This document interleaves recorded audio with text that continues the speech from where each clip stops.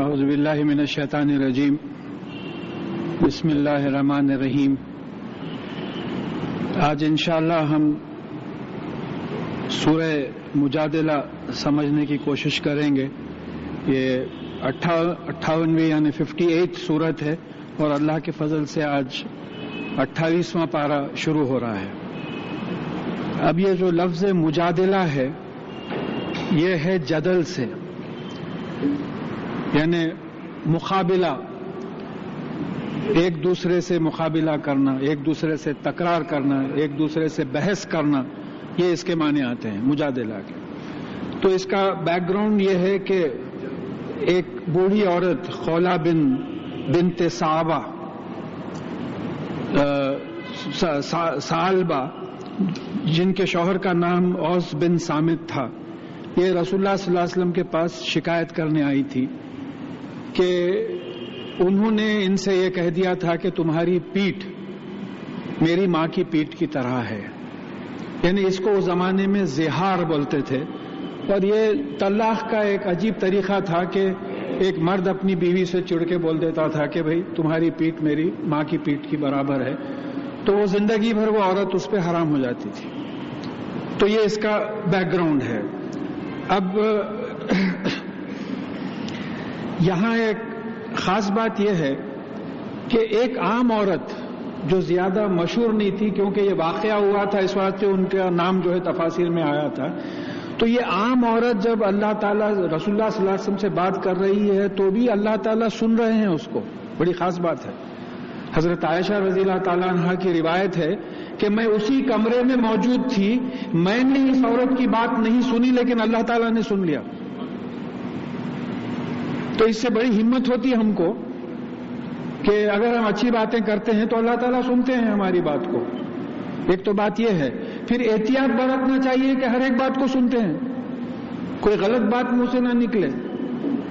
تو ایک بالکل عام عورت، کوئی ایسی شہرت یافتہ عورت نہیں ہے کہ بھئی چلو وہ اتنی وی آئی پی تھی، ان کی بات اللہ تعالیٰ نے سنی. تو حضرت عائشہ رضی اللہ تعالیٰ عنہ کا قول ہے کہ مجھے یہ احساس ہوا، ان کا مفہوم ایسا ہے کہ میں اسی کمرے میں تھی، میں وہ بات نہیں سن سکی اور اللہ تعالیٰ نے یہ دونوں کی بات سن لی اور اس کے اوپر جو ہے اپنا فیصلہ سنایا.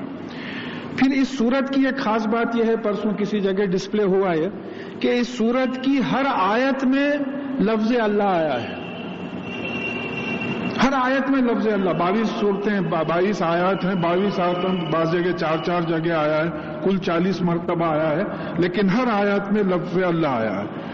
اعوذ باللہ من الشیطان الرجیم بسم اللہ الرحمن الرحیم. یعنی اللہ کے نام سے جو فائدہ پہنچانے والا ہے، ترس کھانے والا ہے. یعنی اب ہم جو آگے پڑھنے والے ہیں یہ اللہ تعالیٰ ہم پہ ترس کھا کر ہم پر فائدہ پہنچانے کے لیے یہ نازل کیے ہیں. اس کا مفہوم یہ سمجھ میں آتا ہے. خط سمع اللہ قول التی تجادلک فی زوجها وتشتکی الی اللہ واللہ یسمع تحاورکما. اور اللہ تعالیٰ نے اس عورت کی بات سن لی جو آپ سے تکرار کر رہی تھی، بحث کر رہی تھی اپنے شوہر کے بارے میں، اور اللہ تعالیٰ سے شکایت کر رہی تھی، اور اللہ تعالیٰ آپ دونوں کی بات سن رہا تھا. تو اب یہاں یہ بات ہے کہ یہ رسول اللہ صلی اللہ علیہ وسلم سے تکرار کر رہی تھی کہ اس سلسلے میں کوئی قانون کیوں نہیں ہے. یعنی مرد جو ہے بول دیا کہ تو میرے ماں کی پیٹھ کی برابر ہے تو جو ہے عورت حرام ہو گئی، اس سلسلے میں کوئی احکامات کیوں نہیں ہے. اس طریقے کا جو ہے رسول اللہ صلی اللہ علیہ وسلم سے آپ کچھ فیصلہ کیجئے اس سلسلے میں. تو اب جیسا روایتوں میں آتا ہے کہ رسول اللہ صلی اللہ علیہ وسلم خاموش ہو گئے کیونکہ اس سلسلے میں ہدایت نہیں تھی. تو شان نزول یہی ہے کہ اس واقعے کے بعد یہ صورت نازل ہوئی. تو پھر یہاں اور ایک بات ہم کو معلوم ہوئی کہ جیسا سچویشن آتے گیا اس طریقے سے جو ہے قوانین بنتے چلے گئے کہ بھئی اب آج بھی ایسی ہوتا، ایک لا بنتا، لوگ سوچ کے وہ لا کو توڑتے، پھر امینڈمنٹ آتا، پھر دوسرا لا بنتا، اس طریقے سے باتیں بڑھتے چلے جاتی ہے. تو یہ قانون آگے جو ہے آ رہا. ان اللہ سمیع بصیر. اور بے شک اللہ تعالیٰ سننے والا ہے، دیکھنے والا ہے. اب اس سے یہ مطلب نہیں نکال سکتے ہم کہ اللہ تعالیٰ کو کان ہے، اللہ تعالیٰ کو آنکھیں ہیں. اب دیکھیں یہ مائک سن رہا ہے اور کیمرہ دیکھ رہا ہے، حالانکہ وہ انسٹرومنٹس ہیں، یعنی ساؤنڈ ویوز اور لائٹ ویوز کو جو ہے ریسیو کرنے والا، اس کو جو سینسیٹیو رہتا وہ جو ہے کان بولیں گے آپ اس کو، جو لائٹ ویوز کو سینسٹیو رہتا اس کو جو ہے آنکھ بولیں گے، تو اللہ تعالیٰ آپ دونوں کی بات سن رہا تھا۔ اب اللہ تعالیٰ اس کے بارے میں فیصلہ دے رہے ہیں کہ الذین یظاہرون منکم من نسائہم ما ہن امہاتہم ان امہاتہم الا اللہ ولدناہم۔ تو وہ لوگ جو اپنی بیویوں کو یہ بول کر الگ کر دیتے ہیں کہ تمہاری پیٹیں ہماری ماؤں کی پیٹوں کے برابر ہیں، یہ وہ جان لیں کہ یہ ان کی مائیں نہیں ہیں، ان کی مائیں تو وہی ہیں جنہوں نے ان کو جنم دیا ہے۔ دیکھیں ایک فیکچول وہ ہے، جیسا سورہ احزاب میں ہم پڑھ چکے کہ یہ منہ بولے بیٹے بیٹے نہیں ہوتے، ہمارے پاس اس کا غلط سینس نکالا گیا، لیکن حقیقت میں یہ ہے کہ بھی ان کے باپ کے نام سے پکارو ان کو۔ یہ سب جھوٹ بات ہے، باندھ دیے آپ بہن ہو گئے بھائی ہو گئے، یہ نہیں ہے یہ بات، حقیقت ہے۔ بیٹا بیٹا ہوتا، بیوی بیوی ہوتی، بیوی ماں نہیں ہوتی، آپ کے بولنے سے ماں نہیں بن جاتی ہو۔ تو وہ لوگ جو اس طریقے سے مان لیں کہ جو ہے ان کی مائیں تو وہی ہیں جنہوں نے ان کو جنم دیا ہے، وَإِنَّهُمْ لَيَقُولُونَ مُنْكَرًا مِنَ الْقَوْلِ وَزُورًا، اور بے شک یہ لوگ یعنی بہت ہی منکر بات کرتے ہیں، یعنی حقیقت کی انکار کرتے ہیں۔ معروف کا اپوزٹ منکر ہے، جانا پہچانا اچھی چیز کو معروف بولیں گے اور جانی پہچانی بری چیز کو جو ہے منکر بولیں گے۔ تو یہ منکر انکار کرنے، حقیقت کو انکار کرنے والی بات، ایک عجیب نامعقول بات جو ہے، یہ انریکگنائزڈ گڈ جس کو بولتے ہیں، وہ زورا، اور یہ جھوٹ بولتے ہیں۔ سیدھی سی بات ہے کہ ان کی بیوی ہے، ان کی ماں نہیں ہوتی، جھوٹ بولتے ہیں۔ وَإِنَّ اللَّهَ لَعَفُوٌّ غَفُورٌ، اور بے شک اللہ تعالیٰ عفو ہے، معاف کرنے والا ہے، گناہوں کو مٹا دینے والا ہے، غفور ہے، گناہوں کی سزا سے بچا دینے والا ہے۔ اب اس کا اشارہ یہ ہے کہ اب یہ جو رول آ رہا ہے، اس قسم کی جو غلطی ہوئی تھی اس کو توڑنے کے لیے جو کفارہ آ رہا ہے، یہ اگر دے دیں تو پھر جان لو کہ اللہ تعالیٰ معاف کرنے والا ہے۔ یا اس سے پہلے جو بات ہو چکی ہے اس کے معاملے میں بھی یہ بات ہو سکتی ہے کہ عفو اور غفور میں کیا فرق ہے۔ عفو معاف کرنا، کوئی چیز تھی مٹا دیا اس کو، غفور سزا سے بچا لینا۔ بھئی میں اپنی حد تک تو معاف کر دیا، لیکن سزا کے دن جو ہے میں انجان ہو جا رہا ہوں، سزا مل رہی ہے اس کو۔ تو عفو کے جو لغوی معنی ہوتے ہیں وہ مٹا دینے کے، گناہ کو مٹا دیا پھر اس کو سزا سے بچا لیا یا گناہ سے بچا لیا۔ اب یہاں جو ہے گناہ سے بچانے کے معنی نکلتے ہیں۔ والذین، اب یہاں اس کا سلوشن آ رہا ہے کہ کیا کرنا چاہیے ایسے لوگوں کو۔ والذین یظاہرون من نسائہم ثم یعودون لما خالوا فتحریر رغبۃ من قبل ان یتماسا، تو وہ لوگ جو اپنی بیویوں کو اپنی ماؤں کی پیٹ کہہ کے علیحدہ کر دیتے ہیں، اگر وہ اپنے بیویوں کو واپس لینا چاہتے ہیں تو وہ ایک دوسرے کو ہاتھ لگانے سے پہلے غلام کو آزاد کریں۔ یہ اس کا کفارہ ہے۔ کفارہ کس کو بولتے ہیں کہ کوئی غلطی ہو گئی تو اس کو جو ہے ریکٹیفائی کرنے کے لیے، اس کے ٹھیک کرنے کے لیے آپ کچھ اس کا جرمانہ دے دیں۔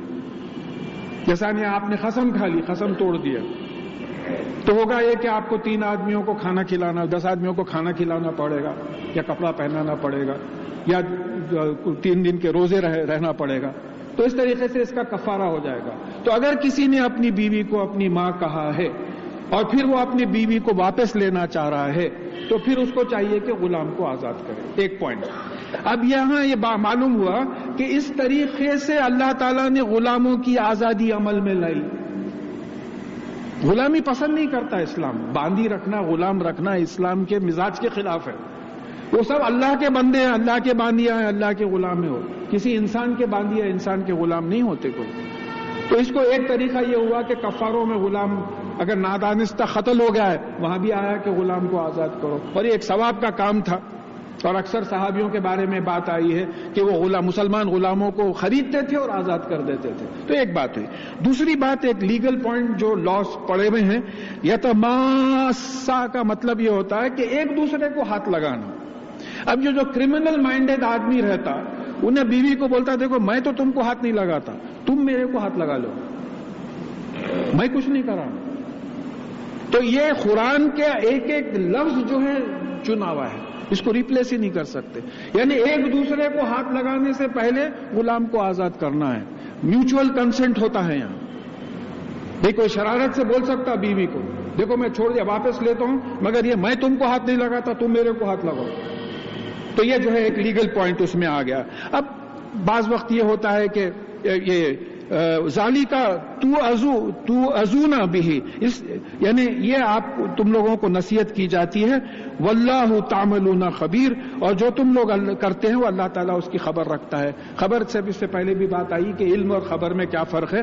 خبر کسی حادثے سے وابستہ ہوتی ہے، کوئی ایونٹ ہونا تو خبر جنریٹ ہوتی ہے۔ علم تو جو ہے ایسا مجھے علم ہے کہ بھئی یہ لوہے کا بنا ہوا ہے، یہ کوئی پلاسٹک کا بنا ہوا ہے، یہ علم ہے، یہ خبر نہیں ہے۔ خبر کیا ہوتی ہے؟ جب ہمارا ہاتھ لگا اور یہ گر گیا، ایک حادثہ ہوا تو اس کے ساتھ خبر ہوتی ہے۔ تو خبر علم کا پارٹ ہوتا ہے۔ اللہ تعالیٰ علیم بھی ہے، خبیر بھی ہے، دونوں چیزیں ہیں۔ اور پھر اس کے بعد میں دوسرا بتایا کہ بھئی اب جیسا ہمارا زمانہ ہے، اللہ نہ کرے ایسی غلطی ہمارے سے اگر ہو جائے تو پھر ہم کیا کریں؟ اب تو غلام نہیں ملتے آزاد کرنے کے لیے، تو کہا کہ فَمَن لَمْ تَجِدْ فَصِيَامُ شَهْرَيْنِ مُتَتَابِعَيْنِ من قبل ان یتماسا، اور جن کو غلام نہیں ملتے وہ 2 مہینے مسلسل روزہ رہیں ایک دوسرے کو ہاتھ لگانے سے پہلے، مسلسل 2 مہینے روزہ رہیں۔ اب ہمارے پاس جو بولتے عورتوں پہ ظلم ہوتا ہے، بیچاروں سے پردہ کرواتے، یہ کرواتے، یہاں دیکھیے عورتوں کا کیا مقام بنا دیا کہ ایک عورت سے اگر ایسی قسم کی غلطی ہو تو غلام آزاد کرو، اگر نہیں ہے تو 2 مہینے متواتر مسلسل روزے رہنا وداؤٹ بریک، 2 مہینے روزے رہنا، یہ مقام عورت کو جو ہے اسلام نے دیا ہے۔ اور ہم ایسی چیزوں پہ جو ہے غور ہی نہیں کرتے، دوسروں تک پہنچاتے بھی نہیں۔ اور فَمَن لَّمْ يَسْتَطِعْ فَإِطْعَامُ 60 مسکینہ، اور اگر کوئی 2 مہینے کی روزے مسلسل رہنے کی استطاعت نہیں رکھتا تو پھر وہ 60 مسکینوں کو، 60 غریبوں کو کھانا کھلائے، 60 غریبوں کو جو ہے کھانا کھلائے ایک دوسرے کو ہاتھ لگانے سے پہلے۔ ذالکا لتؤمنوا باللہ ورسولہ، اب اس کا ترجمہ اگر لٹرل کریں تو اس کا ترجمہ یہ ہوگا کہ یہ اس لیے ہے کہ تم اللہ اور اللہ کے رسول پر ایمان لاؤ۔ اب اس کا مطلب کیا ہوگا؟ ایمان لانے کا مطلب کیا ہے کہ امن میں آ جانا، اللہ پہ ایمان لانا، اللہ سے امن میں آ جانا، اللہ تعالیٰ کے احکامات کو مان لینا، رسول اللہ صلی اللہ علیہ وسلم پر ایمان لانا، امن میں آ جانا، ان کی باتوں کو مان لینا۔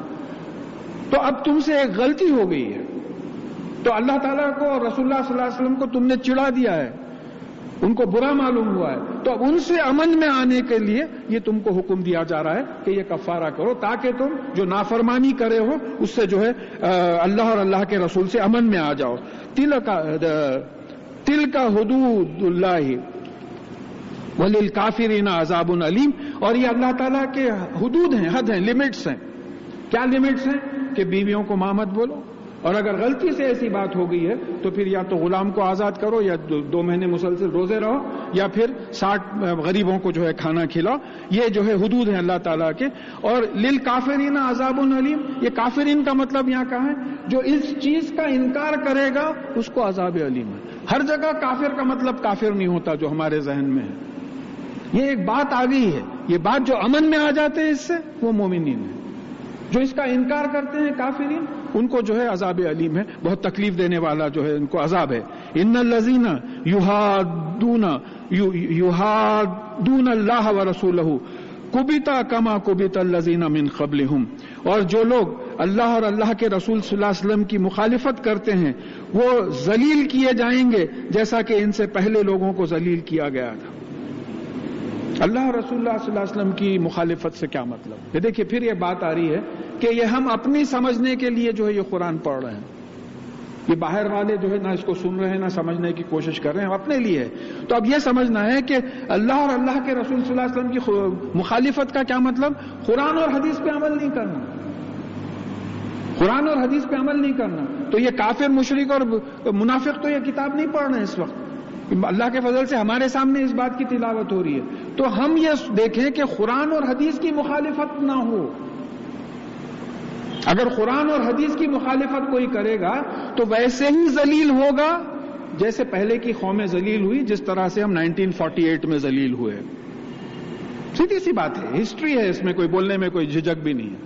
پولیس ایکشن جو ہوا، جو ذلیل کیے گئے ہم، کیسے لوگ یعنی شہر چھوڑ کے بھاگنا پڑا لوگوں کو، اس طریقے سے بات ہوئی۔ تو کیوں ہوا ہے؟ بھئی ہمارا تو بچپن تھا اس زمانے میں، ہم جو اپنی آنکھوں سے دیکھے کہ ہمارے پاس قرآن اور حدیث کا تو مزاج ہی نہیں تھا، لوگوں کا مزاج ہی نہیں تھا۔ گانا بجانا ہی ٹھاٹا، نوابوں میں جو ہے ایک وہ چل رہا ہے، کمپٹیشن چل رہے ہیں، اس طریقے کا ہمارا معاشرہ بن گیا تھا۔ تو جو کوئی اللہ اور اللہ کے رسول صلی اللہ علیہ وسلم کی مخالفت کرے گا اس کو ویسی ذلیل کیا جائے گا جیسا ان سے پہلے کی قوموں کو ذلیل کیا گیا. بنی اسرائیل بھی تو موسیٰ علیہ السلام کی قوم تھی، پھر بنی اسرائیل کو کیوں ذلیل کیا گیا؟ وہ بھی موسیٰ علیہ السلام کی قوم تھی جیسا ہم محمد رسول اللہ صلی اللہ علیہ وسلم کی امت ہے. تو ہم یہ بات سمجھ لیں کہ ہم میں سے بھی جو اللہ کے اور اللہ کے رسول صلی اللہ علیہ وسلم کی مخالفت کرے گا تو ہم ذلیل کیے جائیں گے. اور یہ حقیقت ہے کہ ساری دنیا میں ہمارے اتنے ذلیل اس وقت کوئی نہیں ہے. اس کے باوجود اگر ہم کو گھمنڈ ہے تو یہ ہماری اور بدقسمتی ہے. ہر جگہ ذلیل ہے. کون سا ملک ہے جہاں آپ کی عزت ہے بتائیے؟ کوئی ایک ملک دنیا میں بتا دیجیے آپ جس میں ہماری عزت ہے. یہ آیت ہے، یہ قرآن ہے، یہ قرآن کا اصول ہے. ہم قرآن اور حدیث کے خلاف گئے تو ہم ساری دنیا میں ذلیل ہو کر رہ گئے. یہ اللہ تعالیٰ کا اصول ہے. وَقَدْ أَنزَلْنَا آیَاتٍ بَيِّنَاتٍ، اور ہم نے کھلی ہوئی آیات جو سمجھاتی ہیں، ہر چیز کو ظاہر کر کے انسانوں کے سامنے پیش کرتی ہیں، ایسی آیات، ایسی نشانیاں، ایسے جملے قرآن کے نازل کیے ہیں. وَلِلْكَافِرِينَ عَذَابٌ مُّهِينٌ، اور جو اس کا انکار کرتے ہیں ان کے لیے ذلیل ہونے کا عذاب ہے. ہم اس عذاب میں مبتلا ہیں مگر ہم فیل نہیں کر رہے ہیں. کیا خاص بات ہے صاحب؟ وہ کلوروفارم دے کے سلا دیے ویسا دکھ رہا، وہ پیتھیڈن دے دیے گئے، وہ تکلیف نہیں معلوم ہوتی، وہ سو گیا انہیں، چلو ختم قصہ، سند ہو گئی، پوری باڈی سند ہو گئی اس کی. تو اب یہ سوچئے کہ یہ ہمارے سے ڈائریکٹلی ایڈریسڈ ہے آیت. یہ بتایا جا رہا ہے کہ دیکھو تم قرآن اور حدیث سے ہٹے تو آج تم ساری دنیا میں ذلیل ہو. تو آج اگر تم کو عزت چاہیے تو پھر قرآن اور حدیث پہ آ جاؤ. قرآن سمجھو. جیسا معمولی چیزیں آپ لائر کے پاس جا کے پوچھتے، اس طریقے سے علماء سے جا کے پوچھئے. قرآن اگر سمجھ میں نہیں آتا سمجھیے اور اس پہ عمل کرنے کا ارادہ کیجئے. دعا کیجئے اللہ تعالیٰ سے کہ ہم سب کو توفیق دے. یوم یبعثہم اللہ جمیعا فینبئہم بما عملوا، اور جس دن اللہ تعالیٰ ان سب کو جمع کرے گا اور یہ جو عمل کرتے تھے ان کو انفارم کرے گا، ان کو اس کی خبر دے گا. احصاہ اللہ ونسوہ، اللہ تعالیٰ نے اس کا حساب کر رکھا ہے، شمار کر رکھا ہے اور تم اس کو بھول گئے ہو. واللہ علی کل شیء شہید، اور بے شک اللہ تعالیٰ ہر چیز پر گواہ ہے. اس وقت یہ پروگرام ہو رہا ہے، گواہ ہے اللہ تعالیٰ، اس کو معلوم ہے ان کو. تو اب اللہ تعالیٰ نے حساب کر رکھا ہے. اللہ تعالیٰ کے پاس حساب کا کیا طریقہ ہے؟ ایک تو یہ ہے کہ اللہ تعالیٰ کو خود علم ہے، جو چیزیں چھپی ہوئی ہیں اس کا بھی ہے، جو ظاہر ہے اس کا بھی ہے، جو سینوں میں دبی ہوئی ہیں اس کا بھی علم ہے.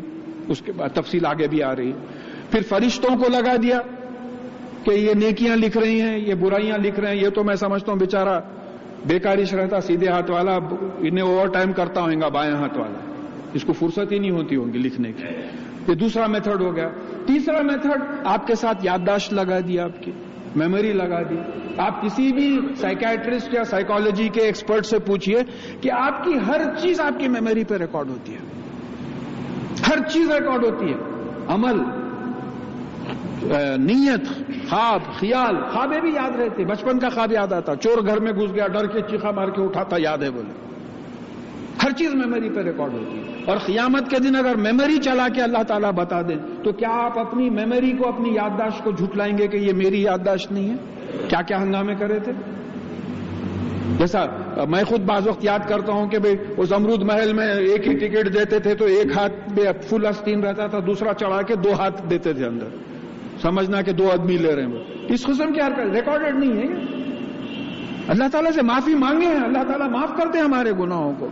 تو یہاں یہ ہر چیز ریکارڈڈ ہے. پھر اطراف کے گواہ ہیں.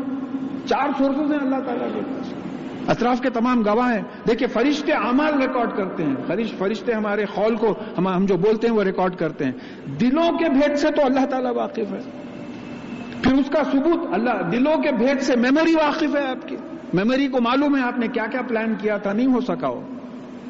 تو یہ بات جو ہے یاد رکھنا. پھر واللہ علی کل شیء شہید، اور اللہ تعالیٰ ہر چیز پہ گواہ ہے. یہاں پرابلم یہ ہو رہا کہ اللہ تعالیٰ جج بھی ہیں، وٹنس بھی ہیں. اللہ تعالیٰ جج بھی ہیں، فیصلہ بھی وہی کریں گے، پھر گواہ بھی ہیں. کوئی 5 روپے دے کے گواہ کو نہیں لا سکتے آپ جھوٹے. وہ گواہ بھی ہیں، جج بھی ہیں. تو ان کے سامنے آپ کیسا جھوٹ بول سکیں گے؟ بھئی ایک جج ہے، اس کے سامنے ایک ایکسیڈنٹ ہوا، وہ رانگ سائڈ لے کے جا کے مار دیا انہیں. جج دیکھ لیا، اسی کے کورٹ میں کیس آیا. انہیں بولیں گا میں خود گواہ ہوں کہ میں دیکھا ہوں، رانگ سائڈ جا کے مارا ہوں. تو یہ ہمارے ذہن میں ہو. الم ترا ان اللہ یعلم ما فی السماوات و ما فی الارض، کیا آپ نے غور نہیں کیا کہ بے شک اللہ تعالیٰ آسمانوں اور زمین میں جو کچھ ہے اس کا علم رکھتا ہے. جو کچھ ہے ایک بالکل بلنڈ قسم کی آیت ہے کہ کوئی ایکسیپشن نہیں ہے کہ فلانی چیز کا اللہ تعالیٰ کو علم نہیں ہے. جو کچھ آسمانوں اور زمین میں ہے اس کا اللہ تعالیٰ کو علم ہے. اب یہ بڑی خاص آیات ہیں جس پہ ہم کو غور کرنا ہے. ما یکون من نجوا ثلاثۃ الا هو رابعهم، تم میں سے کوئی 3 بات نہیں کرتے مگر اللہ تعالیٰ چوتھا ہوتا ہے. ولا خمسۃ الا هو سادسهم، نہ 5 بات کرتے ہیں مگر وہ چھٹا ہوتا ہے. والادنی من ذالک ولا اکثر، نہ اس سے کم نہ اس سے زیادہ. الا هو معهم اینا ما کانوا، مگر وہ تمہارے ساتھ ہوتا ہے جہاں کہیں بھی تم ہو. 70,000 فیٹ کے اوپر آپ ہوائی جہاز میں راز کی بات کر رہے ہیں، اللہ تعالیٰ وہاں آپ کو سن رہے ہیں. اب یہاں ایک بات ثابت ہوئی کہ دیکھیے اللہ تعالیٰ اپنے آپ کو الگ شخصیت گن رہے ہیں، اے سیپریٹ اینٹیٹی. یہ ہمارے پاس جو کارنیشن یا مجذوب یا جذب کی جو بات ہے، یہ قرآن کی آیت اس کے خلاف جاتی ہے. وہ الگ ہے، ہم الگ ہیں. خالق الگ ہے، مخلوق الگ ہے. مخلوق خالق میں ملی ہوئی نہیں ہے. تو یہ بات ثابت ہو گئی کہ اللہ تعالیٰ الگ ہیں. تو میں اس سے پہلے بتایا تھا کہ میں اتفاق سے بھگوت گیتا کا ایک ریفرنس میں دیکھا تھا میں کہ he is everywhere still he is not a part of اینی تھنگ. دیکھیے وہی بات آ رہی، وہ ہر جگہ ہے لیکن کسی چیز کا حصہ نہیں ہے وہ. اب یہ کیسا ہے؟ اب ہم پہلے سورہ حدید میں پڑھ چکے ہیں، الاول والآخر والظاہر والباطن. وہ سب میں پہلا ہے، سب میں آخر ہے، سب میں ظاہر ہے، سب میں اندر ہے. انا الدہر، میں وقت ہوں. زمانہ تو ہر جگہ ہے، زمانہ ہر جگہ ہے. ہم ان چیزوں پہ غور ہی نہیں کیے. کوئی چیز ایسی نہیں ہے جو اللہ تعالیٰ کے علم سے ایبسنٹ ہے. ہر چیز کو وہ جانتا ہے. تو پھر اس میں جذب ہو جانا، یہ بات ہمارے سمجھ میں نہیں آتی ہے. قرآن کی ان آیاتوں کی روشنی میں جو ہے یہ سمجھ میں نہیں آتی. اللہ تعالیٰ اپنے آپ کو ایک سپریٹ اینٹیٹی، ایک سپریٹ ذات اور سپریٹ پرسنالٹی جو ہے اپنے آپ کو گنتے ہیں. یوم ینبئہم بما عملوا یوم القیامہ ثم ینبئہم بما عملوا یوم القیامہ، اور قیامت کے دن یہ تم جو عمل کرتے تھے وہ تم کو انفارم کر دے گا، اس کی خبر دے گا. ان اللہ بکل شیء علیم، بے شک اللہ تعالیٰ ہر چیز کا علم رکھتا ہے، ہر چیز پہ گواہ ہے، ہر چیز کا علم رکھتا ہے، ہر چیز پہ قادر ہے. تو یہ اللہ تعالیٰ کو پہچاننا ہے. اور میں بار بار بول چکا ہوں کہ ان ایسے درسوں کا مطلب ہی یہ ہوتا ہے کہ اللہ تعالیٰ کی بڑائی کو مان کر اس کے سامنے سجدے میں گرے ہیں.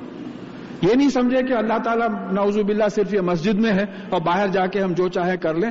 آپ کہیں بھی رہیں، کچھ بھی بات کریں، یہ پورا مضمون جو ہے اس کا آ رہا ہے. الم تر الی الذین نہوا عن النجوى ثم یعودون لما نہوا عنہ ویتناجون بالاسم والعدوان ومعصیۃ الرسول. کیا آپ نے ان لوگوں کو نہیں دیکھا جن کو راز و نیاز کی باتوں سے روکا گیا تھا، پھر وہ راز و نیاز کی باتوں کی طرف پلٹتے ہیں؟ اور پھر راز و نیاز کس چیز میں کرتے ہیں؟ گناہ کرنے میں، زیادتی کرنے میں، اور رسول اللہ صلی اللہ علیہ وسلم کی نافرمانی کرنے میں. اس چیز سے روکا گیا. یہ 3 چیزیں بڑی خاص ہیں. ایک تو گناہ کی، اب بازو بیٹھ کے کوئی پارٹی میں بول رہے ہیں پرسوں سنڈے کو آ رہے ہیں، بیٹھیں گے، بہت دن ہو گیا کھیل کے پتے کھیلنے کو. راز و نیاز تیسرے انہوں ہیں وہاں، آپ سمجھ رہے ہیں کان میں بول رہے ہیں، انہوں بیچ میں سن لیے. کسی کو آہستہ فون پہ ہاتھ رکھ کے بول رہے ہیں ارے پی کے بہت دن ہوا بھائی، وہ فلانی ہوٹل میں ملو، شام کو آ رہا ہوں. تو وہ ٹیلی فون لائن میں جو بھی جا رہا وہ ان کو اطلاع ہے. یہ کیا ہے؟ گناہ میں راز و نیاز کی باتیں کرنا. پھر دوسری چیز آئی ہے آپ کے عدوان، زیادتی کرنا. زیادتی کرنے میں کیا ہے کہ کوئی انصاف پہ چل رہا ہے اس کے ساتھ آپ زیادتی کرنا. پلان بنا رہے ہیں، اس کی زمین ہے تم ادھر سے گھیرو، میں ادھر سے گھیرتا ہوں، 1-2 فیٹ مارتے مارتے انہیں انگلینڈ میں ہے، آئے تک اپن پورا قبضہ مار دیں. زیادتی کر رہے ہیں. اللہ تعالیٰ واقف ہے. معصیت رسول اللہ صلی اللہ علیہ وسلم کی نافرمانی، یہ تو ایسی ہو رہی ہے ہمارے پاس. بھئی بعض ہمارے پاس ایسے اعمال ہیں، میں کیا بولوں. کل ایک اتنا برا مجھے تجربہ ہوا کہ ایک مسجد کے سامنے ڈیرے پڑے ہوئے ہیں عشاء کی نماز کے وقت. ظہر سے میں سنا پڑا ہوا تھا, میں عشاء کی نماز میں ادھر گیا تو وہ ڈیرے سے جا ہی نہیں سکتا, مسجد کے راستے میں ہے. تو میں مذاق سے, وہاں کوئی لوہار صاحب بیٹھے ہوئے تھے, میں بولا اپنے ہی لوگ ہوں گے, تو ہو صاحب چہلوم ہو رہا بولے. آپ بھی اس مسجد میں آپ پرسوں ملے تھے مجھ سے, اگر آپ گئے ہیں تو آپ بھی دیکھے ہوں گے. تو ایک غیر مسنون چیز کے لیے نمازیوں کو مسجد میں جانے سے روکا جا رہا ہے, اور وہاں جا کے پوچھنے سے بولا جا رہا ہے کہ آپ گول پھر کے آؤ. گول پھر کے آنے کے بیچ میں 3 مساجد اور مل جاتی, میں دوسری جگہ کیوں نہیں چل, جماعتیں چلے گی. یہ معصیت رسول کو میں سمجھانے چاہ رہا ہوں کہ کہاں کہا ہے اللہ تعالیٰ نے یا رسول اللہ صلی اللہ علیہ وسلم نے چہلوم کے بارے میں, اور وہ بھی ایسا کہ آپ مسجد کے منہ پہ جو ہے آپ شامیانہ ڈال دیں اور لوگ اس میں کوئی داخل ہی نہیں ہو سکے. تو یہ دیکھیں, پھر ہم یہ سمجھ رہے ہیں کہ یہ کافروں کے بارے میں, منافق اور مشرکوں کے بارے میں, یہ ہم اپنے پہ لیں اور یہ سوچیں کہ ہم جب تک قرآن اور حدیث نہیں پڑھیں گے, جب تک ہماری زندگی سیدھی نہیں ہوگی.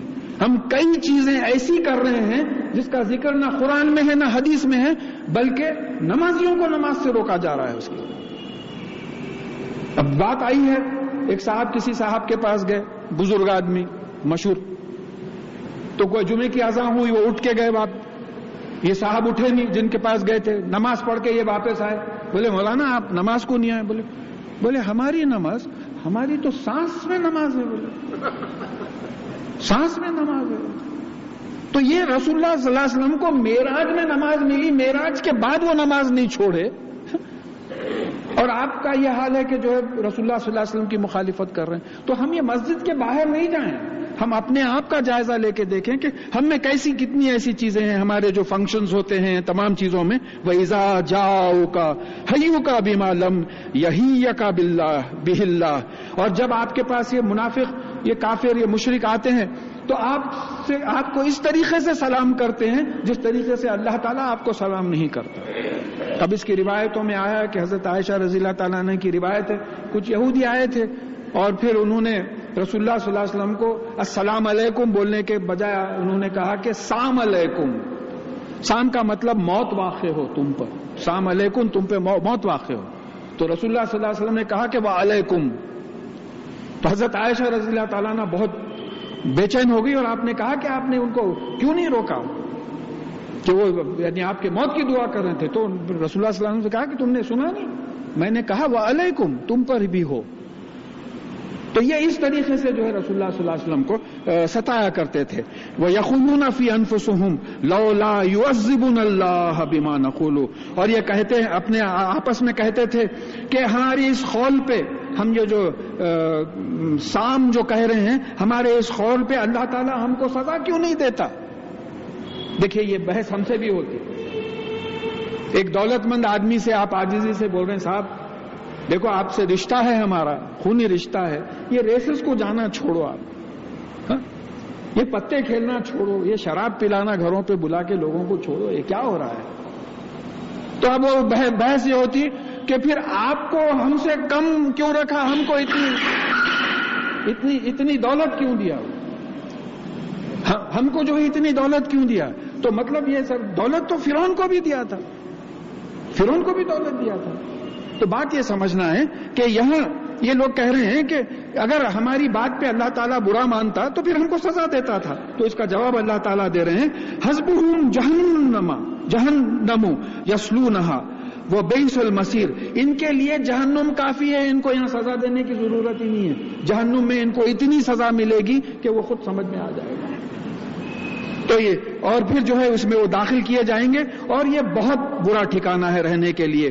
یا ایھا الذین آمنوا اذا تناجیتم فلا تناجوا بالاسم والعدوان والمعصیۃ الرسول وتناجوا بالبر والتقوی. اے وہ لوگوں جو ایمان لائے ہو, اگر تم راز و نیاز کی باتیں کرنا ہی چاہتے ہو تو پھر گناہ کی اور زیادتی کی اور رسول اللہ صلی اللہ علیہ وسلم کی مخالفت کرنے کی جو ہے راز و نیاز کی باتیں مت کرو, بلکہ راز و نیاز کی باتیں نیکی اور پرہیزگاری کے بارے میں کرو. 2-3 دوست بیٹھے ہیں, بولے بھئی ہمارے بچپن کا ساتھی ہے, اس کو نماز میں کیسا لگانا. ایک صاحب بولے ارے اس کو پہلے مارننگ واک کی جو ہے وہ کرو. بولے میاں مارننگ واک کرنا بڑا یہ ہے. بولے 1-2 دن واک کو لے کے جاؤ. پھر بولا ارے جب اٹھ ہی رہے ہیں تو یار نماز پڑھ کے چلے جائیں گے.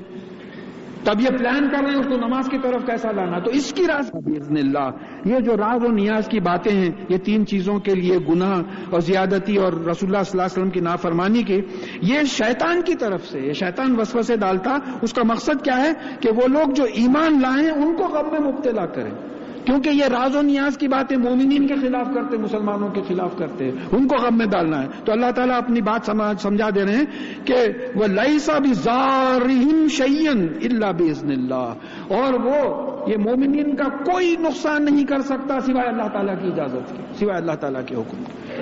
شیطان کچھ نہیں کر سکتا اگر اللہ تعالیٰ چاہیں کہ ہم نہ بھٹکیں. ابراہیم علیہ السلام کو بھٹکانے کے لیے تڑپ کے رہ گیا جو حج کے اراکین میں بات آ گئی.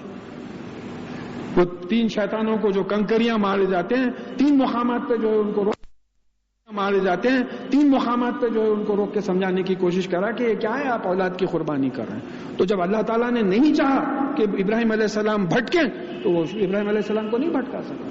اور یہ وعدہ ہے، شیطان کا بھی وعدہ ہے اللہ تعالیٰ سے کہ میں آپ کے بندوں کو نہیں بھٹکاؤں گا. اور اگر ہم شیطان کے وسوسوں میں آ رہے ہیں تو سمجھنا کہ یہ ہم اللہ کے بندوں میں سے نکل تو نہیں گئے ہیں کہ خدا نہ، کیونکہ قرآن کی آیت ہے کہ تو میرے بندوں پہ تیرا زور نہیں چلے گا، تو نہیں چلائے گا. اور پھر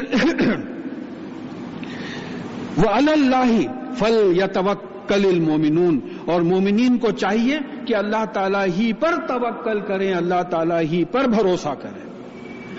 یعنی یہ شیطان کے بہکاوے اس سے مت ڈرو، افیکٹ کی وہ ہے. آپ بسم اللہ الرحمن الرحیم بول کے پوٹاشیم سائنائڈ کھا لیں گے تو مریں گے، کیونکہ وہ اللہ تعالیٰ کا قانون ہے، اللہ تعالیٰ کا قانون ہے. آپ بولیں گے ارے ڈاکٹر صاحب میں بسم اللہ الرحمن الرحیم بول کے کھایا میں، تو مگر وہ بھی دوسرا قانون ہے نا اللہ تعالیٰ کا. اگر غفور و رحیم ہے تو شدید العقاب بھی تو ہے نا، عدم بھی تو ہے نا اس کے اسماء میں.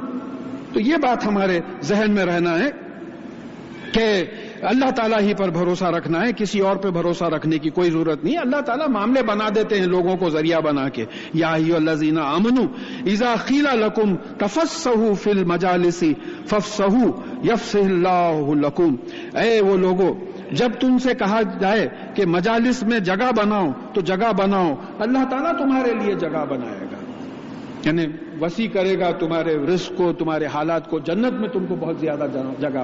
اب یہاں کیا ہوتا آپ نوٹس کر کے دیکھیں، جمعہ کی نماز ہو رہی ہے، لوگ آ رہے ہیں، ایک صاحب ایسا پھیل کے بیٹھے، دیوار کو پیٹ لگا کے پاواں لمبے کر کے بیٹھے، پوری مسجد میں کہیں بیٹھنے کی جگہ نہیں ہے، دوسرے کو جگہ ہی نہیں دے رہے، اتنا پھیل کے بیٹھے ہیں کہ دوسرا نماز کے لیے نہیں آیا. صرف آپ کی نماز کی اہمیت ہے، دوسرے کی نماز کی اہمیت نہیں ہے. تو دوسروں کو آنے کی مجلس میں جب آئیں تو دوسروں کو جو ہے جگہ دو، ایڈجسٹ کرو، اکوموڈیٹ کرو. اب یہاں چلتے چلتے جو ہے سوشل بیہیویئر کے بارے میں جو ہے یہ احکامات کی کتاب ہے، سوشل بیہیویئر کے بارے میں بات ہو رہی ہے. پھر وَإِذَا قِيلَ انشُزُوا فَانشُزُوا يَرْفَعِ اللَّهُ الَّذِينَ آمَنُوا مِنكُمْ وَالَّذِينَ أُوتُوا الْعِلْمَ دَرَجَاتٍ، اور جب تم سے کہا جائے کہ مجلسوں سے اٹھ جاؤ تو اٹھ جاؤ، اللہ تعالیٰ ان لوگوں کو جو ایمان لائے ہیں اور جن کو انہوں نے اللہ تعالیٰ نے علم دیا ہے ان کے درجات بلند کرے گا علم سے. یہ کہے کے لیے رسول اللہ صلی اللہ علیہ وسلم کی مجلس ہے، ہر آدمی چاہتا کہ ان سے کچھ فیض حاصل کرے، ان سے کوئی اچھائی حاصل. آپ ڈٹ کے بیٹھے ہیں، ہلتے نہیں. آپ کئی مقامات پہ ایسا ہوتا، یہاں تک کہ مکہ معظمہ مدینہ منورہ میں بھی یہ باتیں دیکھی جاتی ہیں کہ بھئی بیٹھ گئے آپ، اب وہاں سے کوئی ہلتا ہی نہیں تو پھر میں کائے کے لیے آیا، اتنی دور سے آیا، میں بھی تو وہاں تھوڑی دیر بیٹھ کے عبادت دو رکعت نفل پڑھنا چاہ رہا ہوں میں. دیکھیے آپ ایسے مقامات پہ ہو رہا ہے. مجھے مقام روضۃ الجنہ، روضۃ الجنہ، بس وہاں بیٹھے ہوئے قرآن پڑھتے ہوئے بیٹھے. اللہ معاف کرے اگر میں کوئی بات کروں، کسی کا نام نہیں لے رہا ہوں، میں مثال دینے کے لیے بول رہا ہوں کہ بھئی ہم بھی تو ہزاروں میل سے چلے گئے ہیں وہ ایسے مقامات پہ فیض حاصل کرنے کے لیے. یہ قرآن کی آیت ہے، رسول اللہ صلی اللہ علیہ وسلم کو سننے کے لیے لوگ آئے ہیں. آپ جم کے بیٹھے ہیں، اٹھتے نہیں. کہا جا رہا ہے بھئی تمہاری مجلس ہو گئی، اب تم اٹھ جاؤ، دوسروں کو آنے دو، مگر آپ آنے نہیں دیتے. اب اس کے بعد میں اب جیسا ہوتا کہ اب یہاں ختم ہونے کے بعد سوالات ہوتے. بھئی کئی لوگ کئی چیزیں پوچھنا چاہتے. اب فرض کیجئے کہ ایک ہی آدمی پکڑ لے، اب دوسرا چلے جاتا بغیر پوچھے گا. پھر کبھی کہیں مل کے بولتا کہ صاحب میں پوچھنا چاہ رہا تھا لیکن وہ آپ کو اتنے لوگ گھیر لیے تھے. یہ تو ہماری بات ہے, ہماری کوئی کیا حقیقت ہے؟ رسول اللہ صلی اللہ علیہ وسلم کی باتیں سننے کے لیے کیا نہیں تڑپتے ہوں گے لوگ کہ قرآن کی آیتیں نازل ہوئی اس کے بارے میں کہ ہر ایک کو موقع دو, فیض اٹھانے کا جو ہے رسول اللہ صلی اللہ علیہ وسلم سے فیض اٹھانے کا ہر ایک کو موقع دو. واللہ بما تعملون خبیر, اور تم جو کچھ کر رہے ہو اللہ تعالیٰ اس کا علم رکھتا ہے. تم اپنے آپ کو ڈٹ کے جو ہے گھیر کے کھڑے ہو, رسول اللہ صلی اللہ علیہ وسلم کو دوسرے ان سے پوچھنا چاہ رہے ہیں, ان کو پوچھنے ہی نہیں دیتے, ہٹتے ہی نہیں وہاں سے. تو یہ بات مت کیا کرو. یا ایھا الذین آمنوا اذا ناجیتم الرسول فقدموا بین یدی نجواکم صدقہ, اے وہ لوگوں جو ایمان لائے ہو, جب تم رسول اللہ صلی اللہ علیہ وسلم سے کچھ راز و نیاز میں اکیلے میں بات کرنا چاہو تو یہ بات کرنے سے پہلے کچھ خیرات کر دیا کرو. دیکھیے صدقہ کا مطلب جو ہے کوا بلی کتا اتارنا نہیں ہے, صدقہ کا مطلب خیرات کا ہے. تو دولہے میاں ہے, بکرا سینگ مار دیا بیچارے کو, بکرا پکڑ کے اتارے ان کے اوپر سے, بکرا دولہے کو سینگ مار دیا, دولہے کا فرسٹ ایڈ ہو رہا ہوں. تو ایک ہنسی مذاق ہو گئی شادی میں, کائے کا بھائی, ارے کیا وہ گول پھرانا ضروری ہے؟ کہاں سے سیکھے یہ, کہاں لکھا ہوا ہے؟ کب نہیں ہے کہ روایتوں میں نہیں ہے. روایتوں صدقے کا مطلب جو ہے خیرات کرنے کا ہے, خیرات کر دینا. تو اب یہاں بات آ رہی ہے. اب دیکھیے ایک بات سمجھ میں آتی, اب یہ اٹھو بولے ہٹو بولے نہیں سن رہے, تو بولے اب رسول اللہ صلی اللہ علیہ وسلم سے راز و نیاز کی باتیں اگر کرنا ہے تو چیریٹی دو. اب جب پیسہ خرچنے کی بات آتی تو آدمی بولتا بھائی کیا اتنا ضروری ہے کیا, اب جانے دو بھائی, بلا وجہ 2 دینار نکل جاتے چلو. تو سوالات کم ہو جاتے, فیس لگا دیے تو سوالات کم ہو جاتے. پھر اس کے بعد میں منافق آ کے ممکن ہے غلط باتیں پوچھتے ہوں گے, ان کو بھی روکنے کا ترکیب. پھر تیسری بات ایک سمجھ میں آتی کہ اس ذریعے سے خیرات کروا دیں لوگوں سے کہ غریب مسلمانوں کی مدد ہو جائے. کبھی جس کو بھی پوچھنا ہے وہ کچھ خیرات کرے اور پھر اس کے بعد میں رسول اللہ صلی اللہ علیہ وسلم سے پوچھے. ذالک خیر لکم واطہر, اور یہ تمہارے لیے بہتر ہے اور زیادہ پاک ہے. فإن لم تجدوا فإن اللہ غفور رحیم, اور اگر تمہارے پاس خیرات دینے کے لیے پیسے نہیں ہیں تو بے شک اللہ تعالیٰ گناہوں کی سزا سے بچانے والا ہے, گناہوں سے بچانے والا ہے اور ترس کھانے والا ہے.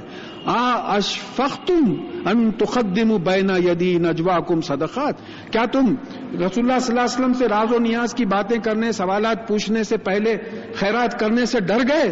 فاذا لم تفعلوا وتاب اللہ علیکم فاقیموا الصلاۃ وآتوا الزکاۃ واطیعوا اللہ واطیعوا الرسول واطیعوا اللہ ورسولہ. تو کیا, اور اگر تم یہ خیرات نہیں کر سکے تو اللہ تعالیٰ نے تم پر رحمت کی نظر ڈال کے اللہ تعالیٰ پلٹے تمہارے پر. توبہ کا مطلب کیا ہے؟ اللہ تعالیٰ کا توبہ قبول کرنا یہ ہے کہ رحمت کی نظر واپس, اللہ تعالیٰ نے کسی گناہ کی وجہ سے آپ سے رحمت کی نظر ہٹا لی تھی اور آپ توبہ کر لیں, آپ نے گناہ پہ شرمندگی ظاہر کی, آپ نے ارادہ کیا کہ یہ گناہ پہ کچھ نہیں کریں گے, تو اللہ تعالیٰ کی رحمت پھر آپ کے طرف واپس آ گئی. تو اب تم کیا کرو, نماز قائم کرو. اور پھر یہ پلورل ہے, جماعت کا کانسیپٹ ہے, نماز جماعت سے ہونا چاہیے. دیکھیے اب سوال یہ ہے, میں ابھی سوچ رہا تھا نماز جنازہ جب ہو رہی تھی, فرض کفایہ ہے, سنت سے پہلے, مجھے جہاں تک علم ہے سنت سے پہلے ادا کرنے کی نماز ہے. یہ کیسا نکلا ہے؟ اب ہوا یہ کہ رسول اللہ صلی اللہ علیہ وسلم کی سنت ہے کہ سنتیں اور نوافل وہ گھر میں پڑھ کے آتے تھے, صرف فرض نماز مسجد میں ہوتی تھی. جیسا ہمارے پاس سے جو سعودی عربیہ لوگ جاتے, بولتے صاحب ارما سنت اور نفل پڑھتے ہی نہیں. ارے نہیں بھائی, وہ گھر جا کے پڑھتے ہو, صرف فرض جو ہے مسجد میں پڑھنا. اگر ویسا ہوتا تو ہم فرض پڑھ کے نماز کفایہ کو چلے جاتے تھے. اب ہمارے پاس کیا ہے, فرض ہو گیا, اس کے بعد میں سنتیں ہوئی, پھر نفل ہوئی, اس کے بعد میں جو ہے نمازیں, کیونکہ جلدی نکلنے کا ہے جنازہ, جلدی کرو, یہ احکامات آئے ہیں جلدی کرنے کے. تو اب یہاں یہ بات ہم کو سمجھ میں آتی ہے کہ یہ یعنی پلورل میں آیا ہے کہ نماز کا نظام جو ہے قائم کرو, اور پھر زکوٰۃ بھی پلورل میں آئی کہ زکوٰۃ دیا کرو. اپنی دولت میں سے جو سونا چاندی ہے اس پہ 2.5%, پھر ایگریکلچر وغیرہ پہ 5%, 10%, 20%, اس طریقے سے دیا کرو. وَأَطِيعُوا اللَّهَ وَرَسُولَهُ,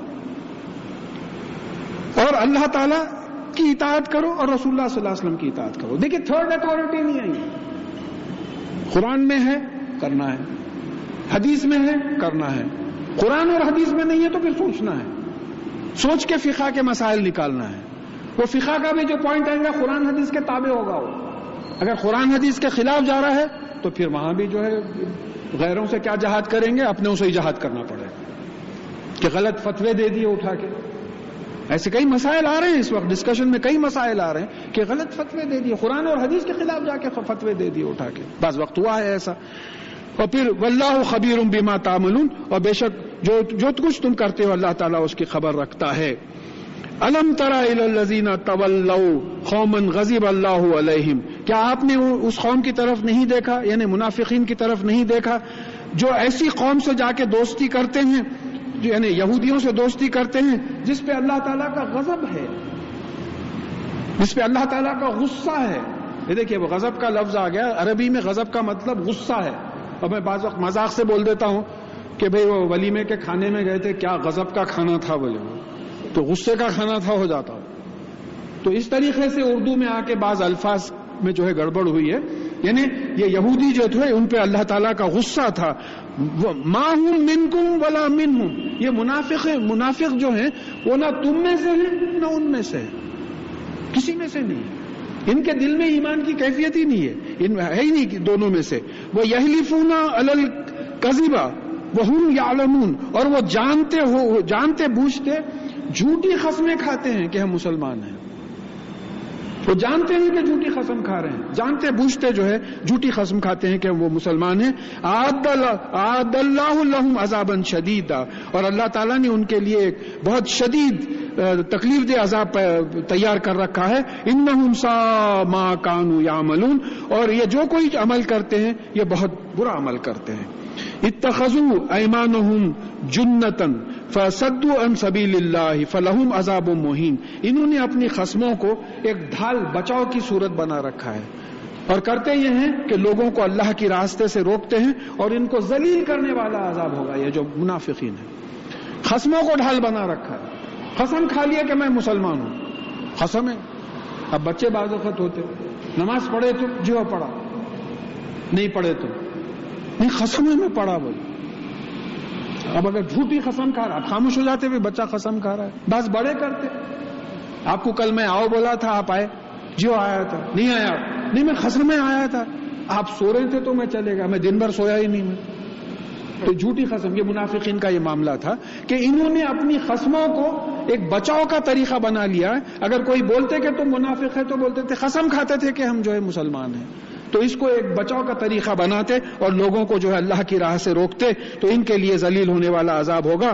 لن تغنی عنہم اموالہم ولا اولادہم من اللہ شیئا, اور ان کا مال اور ان کی اولاد اللہ تعالیٰ کے پاس کسی چیز سے نہیں بچائے گا, کوئی کام نہیں آئے گا ان کے مال, ان کا کیا ہم کو بھی کام نہیں آئے گا. اگر ہم نے اولاد کی تربیت ٹھیک نہیں کی ہے اور ہم نے مال کو سیدھا نہیں کمایا اور سیدھا نہیں خرچا قرآن اور حدیث کی روشنی میں, تو یہ ہمارے بھی کوئی کام نہیں آئے گا. اب وہاں جا کے آپ بولیں گے, صاحب فرشتے بولیں گے پھینکو اس کو دوزخ میں. ارے کدھر میاں ہاتھ لگا رہے, میں کروڑپتی تھے نا, وہاں تو سوال ہی نہیں ہے. کوئی صاحب ایک مثال دے رہے تھے, اس محلے میں کوئی کتے پکڑ رہے تھے, وہ گھیرا ڈال کے پکڑ کے اٹھا کے لاریوں میں ڈال رہے تھے, تو بولے ایک دم دوزخ کا سین یاد آ گیا, جو جملہ ہے کہ ان کے بالوں اور ان کے پیروں سے پکڑ کے ان کو دوزخ میں پھینکا جائے گا. تو وہاں جو ہے یہ کوئی نہ مال کام آئے گی نہ اولاد کام آئے گی. اولئک اصحاب النار, یہ آگ والے ہیں, ہم فیہا خالدون, اور اسی میں رہیں گے. یوم یبعثہم اللہ جميعا فیحلفون لہ کما یحلفون لکم, اور جب اللہ تعالیٰ ان سب کو جمع کر کے اٹھائے گا قیامت میں, تو وہ اللہ تعالیٰ کے سامنے بھی ویسے ہی قسمیں کھائیں گے جیسا تمہارے سامنے قسمیں کھاتے ہیں. وَيَحْسِبُونَ أَنَّهُمْ عَلَى شَيْءٍ, اور یہ سمجھیں گے کہ ہم قسمیں کھانے کی وجہ سے ہمارا کچھ مقام محفوظ ہو گیا ہے. آلا, جان لو, انہم هم الکاذبون, کہ یہی وہ لوگ ہیں جو جھٹلاتے ہیں, یہ منافقین جو ہے. تو منافق کون ہوتا ہے؟ منافق مسلمانوں کی طرح بیہیو کرتا ہے لیکن اس کے دل میں ایمان نہیں ہوتا. یہ رسول اللہ صلی اللہ علیہ وسلم کی امامت میں انہوں نے نمازیں پڑھی ہیں, مسجد نبوی میں نمازیں پڑھی ہیں. دیکھیے کوئی جہاں 50,000 نمازوں کا ثواب ہے وہاں نل ہو گیا, کیونکہ دل میں ایمان نہیں تھا ان کے. امامت کس کی ہو رہی ہے؟ مسجد کون سی ہے؟ پھر بھی نمازیں قبول نہیں ہو رہی. کیوں نہیں ہو رہی؟ ان کے دل میں ایمان نہیں تھا. تو معلوم ہوا کہ دل میں ایمان کی کیفیت اصل کیفیت ہے. اگر دل میں ایمان نہیں، دیکھیں اللہ کے فضل سے ہم لوگ منافق نہیں ہیں. اللہ کے فضل سے منافق کیوں نہیں ہے؟ منافق جو ہے حرکتیں کرتے تھے مسلمانوں کی لیکن مدد کرتے تھے کافروں کے. تو ہم لوگوں میں یہ سیکنڈ ایسپیکٹ نہیں ہے. ہم گناہگار ہیں، ہم گناہگار ہیں. تو ہم کو چاہیے کہ ایمان میں شدت پیدا کرنے کی کوشش کرنا، اللہ کے ذکر کے لیے دلوں کو نرم کرنے کی کوشش کرنا. اس کا نسخہ کیا بتایا گیا؟ کہ قرآن کی تلاوت کیا کرو، موت کو زیادہ یاد کیا کرو، اللہ کا ذکر کیا کرو. 1 منٹ سوچ لیجیے آپ ابھی نماز جنازہ پڑھ. یہ دیکھیے یہ پورا رکوع، یہ جو پورے آیتیں آ رہی ہیں 19 سے 22 تک، اس کو بڑا غور سے سننا ہے کہ یہاں شیطان اور جبرائیل علیہ السلام کا کانٹراسٹ کیا گیا ہے. یعنی شیطان کا اپوزٹ جبرائیل علیہ السلام، روح جس کو قرآن میں روح الامین، روح القدس جو کہا گیا ہے. استحوذ علیہم الشیطان فانساہم ذکر اللہ. تو شیطان ان پر پورا ڈومینیٹ کیا ہوا ہے، پورا اثر ڈالا ہوا، پورا مسلط ہو گیا ہے. تو کیا کیا؟ ذکر اللہ کو بھلا دیا ہے، اللہ کے ذکر کو بھلا دیا. تو یہاں بہت ہی خوبصورتی سے اللہ تعالیٰ نے ذکر کے معنی بھی سمجھا دیے ہیں، بھلانے کے بھی معنی سمجھا. ذکر کے معنی کیا ہے؟ اقبال نے بھی یہ بات کہی ہے. ذکر کے معنی ہے کسی چیز کو ذہن میں رکھنا، to keep something in mind. Allah کا ذکر. کہیں غلط جگہ نظر اڑ گئی، اللہ یاد آ گیا، نہیں بھی غلط بات ہے، ادھر نہیں دیکھنا چاہیے. جو بھی اللہ کا ذکر، اللہ کی یاد ذہن میں ہے. پھر آپ بولے کل آپ کا تذکرہ چل رہا تھا ہم لوگوں میں، تو ہمارے تمام لوگوں کے ذہن میں آپ تھے. ذہن میں کسی چیز کو رکھنا. نسیان کیا ہے؟ بھلانا. ذہن سے کسی چیز کو نکال دینا، اس کا اپوزٹ ہے. ذکر کا اپوزٹ ذہن سے کسی چیز کو نکال دینا. تو شیطان نے کیا کیا؟ اللہ کی یاد کو ذہنوں سے نکال دیا.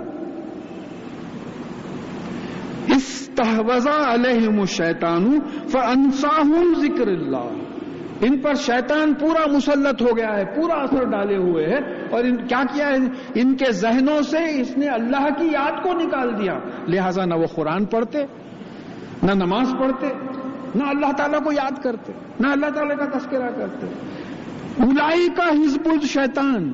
یہ شیطان کی ٹیم ہے. یہ ٹیم کے معنی تو سب جانتے ہیں، کرکٹ کی ٹیم، فٹ بال کی ٹیم. یہ شیطان کی ٹیم ہے. یہ شیطان کی ٹیم کی خاص بات کیا ہے؟ ان کے ذہن میں اللہ نہیں ہوتا. اللہ محفوظ رکھے. دیکھیے وہ محفل ہے جہاں اللہ کا ذکر نہیں ہوتا، اس پہ لعنت برسائی جاتی ہے. تو کبھی شادیوں میں بھی گئے تو یاد آ گیا تو میں کم از کم سورہ فاتحہ، خل وغیرہ پڑھ لیتا ہوں، درود شریف. کہ یہ تو ہو کہ بھئی اس محفل میں کوئی نہ کوئی تو اللہ کا ذکر کیا، ورنہ واہیات چلتے رہتے. ارے انہیں 97 پہ آؤٹ ہوا کرتے نا، انہیں خالی بس یہی پھر آپ 97 پہ کہاں آؤٹ ہوتے ہیں کہ آپ 98 پہ ہیں. آپ ہاسپٹلز میں یہ بات ہو رہی ہے، بیمار ہے، نیکسٹ ڈے انتقال ہوا ہے. چاہے ویسٹ انڈیز کتنے پہ آؤٹ ہوئی بھائی. ارے آپ کا سوچو لاسٹ اوور ہے کہ کیا ہے کہ آپ کا. تو یہاں جو ہے بات کرنا، یہ کیا ہے؟ یہ کون سی ہے؟ یہ جو ذہن میں جس کے اللہ نہیں ہوتا، یہ حزب الشیطان. اعلیٰ ان حزب الشیطانی ہم الخاسرون. اور یہ جان لو کہ یہ شیطان کی ٹیم ہی نقصان اٹھانے والی ہے. ہار گئی ٹیم. یہ رزلٹ دے دیے. 2 ٹیموں کا میچ ہوا، 2 ٹیم کا ذکر ہے. یاد رکھیے اب آپ یہ پورا یاد رکھیے کہ یہ شیطان کی ٹیم ہے. شیطان کی ٹیم کی خاص بات کیا ہے؟ ان کے ذہنوں میں اللہ کی یاد نہیں ہے. اپنے جائزہ لیجئے. اگر ایسی کیفیت ہے تو دعا کیجئے کہ یا اللہ ہر لمحہ آپ کی یاد ہمارے ذہن میں رہے. ہم کوئی بھی کام کر رہے ہیں. لہذا جنتی جب جنت میں جائیں گے تو ان کو کسی قسم کی کوفت نہیں ہوگی سوائے ان لمحوں کے جو اللہ کی یاد سے ہٹ کے گزرے ہیں. تو اتنی بڑی چیز ہے اللہ تعالیٰ کو ذہن میں. سب کانشیس پہ اللہ تعالیٰ طاری رہنا، جنون کی حد تک اللہ تعالیٰ طاری رہنا ذہن میں. جب لوگ بولنا کہ عجیب کیفیت ہے ان کی، کہاں رہتے نہیں معلوم، کھوئے ہوئے، کہاں رہتے وہیں رہتے کھوئے ہوئے. یہ کیفیت ہونا. اگر ایسی کیفیت نہیں ہے تو پھر حزب الشیطان اور جان لو کہ حزب الشیطانی ہم الخاسرون. یہ جو ہے ہاری ہوئی ٹیم ہے، نقصان اٹھانے والی ہے. ان الذین یحادون اللہ ورسولہ اولئک فی الاذلین، اور وہ لوگ جو اللہ اور اللہ کے رسول صلی اللہ علیہ وسلم کی مخالفت کرتے ہیں یہی وہ لوگ ہیں جو سب میں ذلیل ہوں گے۔ اللہ اور اللہ کے رسول کی مخالفت، کیا مخالفت کیسی ہو کہ قرآن کے خلاف اور حدیث کے خلاف، سنت کے خلاف جو زندگی گزارتے ہیں۔ پھر صاحب قرآن اور حدیث کے مطابق زندگی کیسا گزاریں گے جب آپ کو معلوم ہو کہ قرآن اور حدیث میں کیا ہے، رسول اللہ صلی اللہ علیہ وسلم کی زندگی کیا ہے؟ تو محنت کرنا پڑے گا۔ آپ نئے نئے ڈپارٹمنٹ میں جوائن کرتے، معلوم ہوتا ہے بینک میں ہے یا کسی بھی ڈپارٹمنٹ میں، آپ کو ڈپارٹمنٹل ایگزام پاس کرنا پڑے گا آپ کو، ورنہ آپ کا پروویشن ڈکلیئر نہیں ہوگا، ہو سکتا ہے آپ کی سروس ٹرمینیٹ کر دی جائے۔ تو آپ پورے ڈپارٹمنٹل ایگزامز پاس کرتے آپ، یہ ایگزام کو پاس نہیں کر رہے ہیں جو اصل ایگزام ہے، یعنی پوری زندگی جو ہے دوزخ یا جنت میں جہاں گزارنا ہے، یہ اگر ایسا خلاف جاؤ گے تو پھر سب میں زیادہ ذلیل ہوں گے۔ کتب اللہ لأغلبن انا ورسولہ ان اللہ قوی عزیز، اور اللہ تعالیٰ نے یہ لکھ دیا ہے کہ میں اور میرے رسول غالب آئیں گے، کامیاب ہوں گے۔ ہسٹری دیکھ لیجیے، نوح علیہ السلام کامیاب ہوئے، صالح علیہ السلام کامیاب ہوئے، ہود علیہ السلام کامیاب ہوئے، شعیب علیہ السلام کامیاب ہوئے، محمد الرسول اللہ صلی اللہ علیہ وسلم کامیاب ہوئے۔ فتح مکہ ہوا، اذا جاء نصر اللہ والفتح ورأیت الناس يدخلون فی دین اللہ افواجا فسبح بحمد ربک واستغفرہ انہ کان توابا۔ آخری صورت نازل ہوئی کہ جب تم دیکھو کہ لوگ فوجوں کی شکل میں اسلام میں داخل ہونے لگے، کامیاب ہوئے۔ تب کامیابی کے لیے کیا کیے؟ اللہ کی عبادت کی، اللہ تعالیٰ کی غلامی کی۔ آج بھی اگر آپ قرآن اور حدیث کے تابع ہو جائیں گے تو انشاءاللہ آپ کی کامیابی ہوگی۔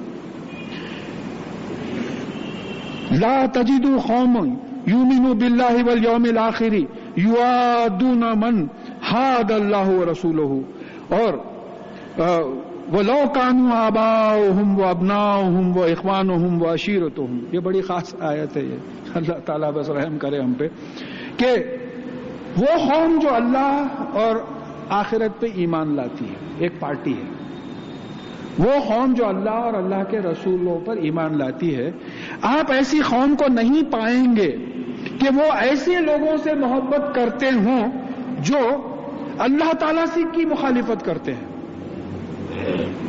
وہ قوم جو اللہ تعالیٰ اور آخرت پہ ایمان لاتی ہے، وہ گروپ، آپ دیکھیں گے کہ ایسا گروپ ایسے لوگوں سے محبت نہیں رکھے گی جو اللہ تعالیٰ کی مخالفت کرتے ہیں، اللہ اور اللہ کے رسول صلی اللہ علیہ وسلم کی مخالفت کرتے ہیں، گو کہ وہ ان کے باپ دادا ہو، بیٹے ہو، بھائی ہو، ان کی فیملی ہو، یا آپس میں اٹھنے بیٹھنے والے دوست احباب ہو۔ یہ سیکریفائس کی ضرورت ہے ہم کو، آپ نہیں دیکھیں گے، مگر ہمارا تو پورا لگاؤ ایسے لوگوں سے ہے جو قرآن اور حدیث سے ہٹ کے اپنی پوری زندگی گزارتے ہیں، کیونکہ مزہ اسی میں ہے، گناہ میں لذت ہے، نیکی میں تکلیف ہے۔ تو اب یہ چیلنج کیا تھا؟ یہ رسول اللہ صلی اللہ علیہ وسلم تبلیغ کر رہے تھے، قرآن نازل ہو رہا تھا، تو ہوا یہ کہ بھئی ایک فیملی میں ایک والد صاحب ایمان لائے، صاحبزادے بیٹے ایمان نہیں لائے، ایک بیٹا ایمان لایا، والد ایمان نہیں لائے، ایک بھائی ایمان لایا، ایک بھائی ایمان نہیں لایا، گھروں کے ٹکڑے ٹکڑے ہو گئے۔ یہی تو پریشانی ہوئی مشرکین مکہ کو، یہی تو پریشانی ہوئی، گھر ٹکڑے ٹکڑے ہو جائے۔ جنگ بدر میں کیا ہوا؟ خونی رشتہ دار ایک دوسرے کے سامنے آ گئے کھڑے، اللہ کی خاطر، اور اللہ تعالیٰ کی خاطر اگر قربانی کی بات آتی تو پھر ابراہیم علیہ السلام کی مثال ہے کہ اللہ کی محبت کے سامنے انہوں نے اپنے بیٹے کی محبت کی قربانی کر دی، اسماعیل علیہ السلام کو قربان کرنے کے لیے تیار ہو گئے۔ تو ہم کہاں تھے؟ اگر اس وقت آپ ایک پینل بٹھائیں کہ بھئی صحابہ کی زندگی غور کرو کہ انہوں نے اپنے باپ دادا بھائی بہن خاندان دوستوں کی کسی کی پرواہ نہیں کی اسلام ایکسپٹ کیا۔ ہم لوگوں کا تو ایسا ہے، جمعے کی نماز کو جا رہے ہیں، اتفاق سے ڈائریکٹر صاحب آ گئے، کدھر؟ نہیں صاحب پان لینے جا رہا تھا، بلکہ پان لے کے چلے جاتے، جمعے کی نماز ختم۔ کیا ہے سر؟ بولے نہیں، انہوں ڈائریکٹر صاحب تھے، انہوں کیا سمجھتے کہ فنڈامنٹلسٹ ہے، بولے تو مشکل ہے، بولے چلو نمازوں کے خاطر۔ تو پھر ہم ان کے کمپیریزن میں، ان کے کمپٹیشن میں کہاں آ سکتے؟ تو بول رہے ہیں کہ ایسے لوگ جو اللہ اور آخرت پہ، ٹیسٹ ہے یہ، ان آیتوں کو میں بولتا ہوں کہ اپنے آپ کا جائزہ لے کے ٹیسٹ کر لیجئے آپ کہ جو اللہ پہ اور آخرت پہ جن کا ایمان ہوتا ہے وہ اگر ایسے لوگ جو اللہ اور اللہ کے رسول کی مخالفت کرتے ہیں ان سے محبت نہیں کریں گے، گو کہ وہ ان کے باپ دادا ہو، بھائی ہوں یا بیٹے ہوں یا جو ہے ان کی فیملی اور فرینڈز ہوں، اولئک کتب فی قلوبہم الایمان، یہی وہ لوگ ہیں جن کے دلوں میں اللہ تعالیٰ نے ایمان لکھ دیا ہے۔ پہچان لو، آپ ٹیسٹ کر لو کہاں کھڑے رہتے، اسسمنٹ۔ آج کل ڈپارٹمنٹس میں کانفیڈینشیل رپورٹ کے بجائے سیلف اسسمنٹ نکلا ہے۔ آپ کے یہ ڈیوٹیز تھے، آپ کرے یا نہیں کرے، آپ خود اپنے آپ کو ایسس کر لو۔ آپ تو بول رہے ہیں کہ یہی وہ لوگ ہیں جن کے دلوں میں اللہ تعالیٰ نے ایمان لکھ دیا ہے۔ وَأَيَّدَهُم بِرُوحٍ مِّنْهُ، اور پھر اپنے پاس سے ایک روح سے ان کی مدد کی ہے۔ یہ روح کون ہے؟ سمجھ میں آتا ہے، جبرائیل علیہ السلام ہے، روح الامین ہے، روح القدوس ہے۔ تو پھر اب یہ میں آیت کمپلیٹ کر کے کمپیریزن کرتا ہوں، یہ کون سے لوگ ہیں؟ وَيُدْخِلُهُمْ جَنَّاتٍ تَجْرِي مِن تَحْتِهَا الْأَنْهَارُ خَالِدِينَ فِيهَا، یہ لوگ جنت میں داخل، جنت باغات میں داخل کیے جائیں گے جس کے نیچے نہریں بہ رہی ہوں گی، اس میں وہ رہیں گے۔ رضی اللہ عنہم ورضوا عنہ، اور اللہ تعالیٰ ان سے خوش رہے گا اور وہ ان سے خوش رہیں گے۔ اب ہم ابو بکر صدیق رضی اللہ تعالیٰ عنہ بولتے، کئی لوگوں کو معنی نہیں معلوم کہ حضرت ابو بکر صدیق جن سے اللہ تعالیٰ خوش تھے، مطلب یہ ہے کہ رضی اللہ کس کو بولتے ہیں؟ صحابہ کو جو بولتے ہیں اللہ تعالیٰ ان سے خوش تھے۔ ابراہیم علیہ السلام، ابراہیم ان پہ سلام کی ہو، رسول اللہ صلی اللہ علیہ وسلم جس پہ آپ کے رحمتیں نازل ہوں اللہ تعالیٰ کی اور جو ہے سلامتی نازل ہو، تو بول رہے ہیں یہ ایسے لوگ ہیں جن کے دلوں میں اللہ تعالیٰ نے ایمان لکھ دیا ہے، ان کی روح سے مدد کی ہے اور اللہ تعالیٰ ان سے خوش اور وہ ان سے خوش۔ اولئک حزب اللہ، یہ ہے اللہ تعالیٰ کی ٹیم، اور یہ کیا ہے؟ اعلیٰ ان حزب اللہ هم المفلحون، اور جان لو کہ اللہ کی ٹیم ہی کامیاب ہوگی۔ ڈکلیریشن ہو گیا، یہاں کیا آیا؟ ان حزب الشیطان هم الخاسرون، اللہ تعالیٰ کی ٹیم، شیطان کی ٹیم ہارے گی، یہ ٹیم چل رہا ہے۔ اب یہ سورت کا نام ہے مجادلہ۔ اب مجادلہ کا مطلب کیا ہے؟ مقابلہ، تکرار، بحث۔ یہ ہماری ساری زندگی جبرائیل علیہ السلام کے لائے ہوئے پیغام اور شیطان کی ٹیم سے تکڑا ہو رہا ہے، میچ ہو رہا ہے۔ طبیعت چاہ رہی ہے، اذان ہو رہی ہے، نماز کو چلے جائیں، شیطان بول رہا ہے کہاں جا رہے ہیں، سردی زوردار ہے، نزلہ ہو گیا تو پڑ جائیں گے یہ عمر میں۔ تو یہ مجادلہ ہے، یہ تکرار ہے ہماری پوری زندگی۔ سورت دیکھیے ختم کس مضمون پہ ہو رہی ہے، تو معلوم ہوا کہ ایک اللہ تعالیٰ کی ایک ہی ذات ہے جو اکیلی ہے، قل هو اللہ احد، اس کا جوڑا نہیں ہے۔ اور پھر کئی جگہ قرآن میں آیا ہے کہ اللہ تعالیٰ نے ہر چیز کے جوڑے بنائے۔ ابلیس ایک بری قوت ہے، اتنی بری قوت ہے کہ بعض وقت قتل بھی کروا دیتی لوگوں سے۔ اسی طریقے سے جبرائیل علیہ السلام بہترین اچھی قوت ہے، یہ بھی اتنی اچھی قوت ہے کہ جان دینے کے لیے آگے بڑھا دیتی ہے اللہ کے راہ میں۔ تو یہ دو اپوزٹ قوتیں ہیں۔ یہ روح کیا ہے؟ یہ دو اپوزٹ قوتیں ہیں جو کام کر رہی ہیں، اور ہم لوگ سب اس میں متاثر ہیں۔ لہذا ایک حدیث میں بات آئی ہے کہ تم میں سے کوئی ایسا نہیں ہے جس کے ساتھ ایک ملک اور ایک جن وابستہ نہ ہو۔ یا رسول اللہ صلی اللہ علیہ وسلم آپ کے ساتھ بھی؟ تو بولے ہاں میرے ساتھ بھی، مگر میرے جن نے اسلام قبول کر لیا ہے، مجھے قرآن کے خلاف نہیں بھٹکاتا ہے۔ پھر اور ایک حدیث میں آیا ہے کہ یہ جو ملک ہوتا ہے وہ اچھی چیزوں کی ترغیب دیتا ہے، اس کا مفہوم ایسا نکلتا ہے، اور یہ جو جن ہوتا ہے برے چیزوں کی ترغیب دیتا ہے۔ تو یہ پوری زندگی ایک مجادلہ ہے، ایک ٹسل ہے، ایک ٹکراؤ ہے۔ ہم اس کو پہچاننے کی کوشش کرنا۔ یہ دیکھیے یہ شیطان غالب آ رہا ہے، لا حول ولا قوت الا باللہ، بھاگ جاتا، نماز پڑھنے، اللہ اکبر بولتے شروع ہوتا، یہاں سے نکلنا، وہاں جانا، ان سے مل کے بہت دن ہو گئے، اللہ اکبر چلو رکوع میں چلے گئے، کیونکہ انہیں چاہتا ہی نہیں کہ آپ ادھر آئے۔ یہ ٹسل ہے، ہماری پوری زندگی کا ٹسل ہے۔ ایک بیچاری غریب عورت ہے، بوڑھی، اس کو اب وہ کرنے کے لیے بہت ترس آیا، اب بولے بھائی اب ادھر ادھر اڑ جاتے، 100 کی نوٹ دے ہی دینا ہے اس کو۔ میں بولے ارے کیا ہے خیرات 100 سے کرتے آپ، ایک آدھ 2 روپیہ، چلو 2 روپیہ دے دو، چلو 2 روپیہ دلا دیا۔ تو پوری زندگی میں یہ ٹسل چل رہا ہے۔ تو یہ اب یہ اسی روح کو آدم علیہ السلام میں پھونکا گیا تھا. دیکھیے شیطان کی پریشانی تھی وہاں. شیطان اگر آدم علیہ السلام کے سامنے جھک جاتا تو وہ پاور آف رائٹ ڈیسیشن بھی تھا آدم علیہ السلام کے اندر, اس کے سامنے جھک جاتا. تو اللہ تعالیٰ نے کہا کہ میں جب سویت ہوں, میں تم کو توازن قائم کروں. علمہا فجورہا و تقواہا, گناہ کیا ہے نیکی کیا ہے, جب یہ مکمل کر لوں اور پھر اس میں پاور آف رائٹ ڈیسیشن میری اپنی روح پھونک دوں تو تب تم ان کے سامنے گرنا. ملائک گر گئے. ابلیس بولا دوسری ٹیم کا تھا, یہ بولا میں گرا تو پھر تو میں پاور آف رائٹ ڈیسیشن کے سامنے جھک جا رہا ہوں. تو یہ مجادلہ, یہ جھگڑا, یہ مقابلہ ہماری زندگی میں جو ہے چل رہا ہے.